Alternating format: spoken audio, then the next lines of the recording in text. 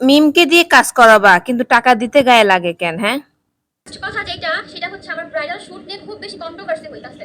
এখন কেন কন্ট্রোভার্সি হচ্ছে সেটা আমি বলি, ক্লিয়ার করা উচিত।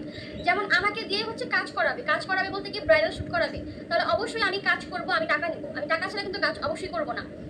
এখন ব্রাইডাল শুট আমি হচ্ছে 30,000 40,000 করে টাকা চাইছি। কেন চাইছি এটা আমি বলি।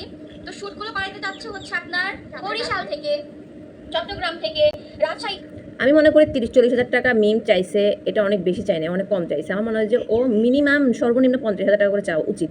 কারণ মিমকে সাজাইলে তাদের বেনিফিট অনেক বেশি হয়, তাদের পেজটা মানুষ চিনে, আর সব পজিটিভ কমেন্ট, কোনো নেগেটিভ কমেন্ট পাবেন। আর আপনি একটা ভাইরাল মানুষকে নিয়ে যান, তারা তো ভাইরাল পজিটিভলি কখনোই, মিমের মতো পজিটিভ ভাইরাল আমাদের বাংলাদেশে খুব কম হয়েছে।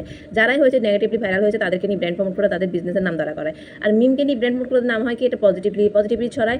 আর মিমকে দিয়ে যদি ব্রাইডাল শুট ভিডিও পোস্ট করে বা যেগুলো করে অনেক শেয়ার অনেক ভিউ হয়, তাহলে একজন নায়িকা আর মডেল থেকে মিম কিন্তু কম না। সুন্দরের দিক থেকে যদি বলে না ও তো সুন্দর না, তারপর আমরা ভাইরাল দেখে করাই, তা তো না। মিম অনেক বেশি সুন্দর, অনেক বেশি মায়াবে, আর ওর এগুলো প্রচুর বেশি মানুষ নিচ্ছে, পছন্দ করছে। যেমন আমি মিমকে কিছু বলি নাই, আমার প্রথম টপিকে কথাটা একটু মিম অহংকারী, মিম এটা বলাতে মানুষ আমাকে দুই দিচ্ছে। তো সব বুঝেন মিমের মানে প্রায়োরিটিটা কি জনগণের কাছে। তো মিম আশাই করতে পারে 30-40 হাজার টাকা কোনো ব্যাপারই না।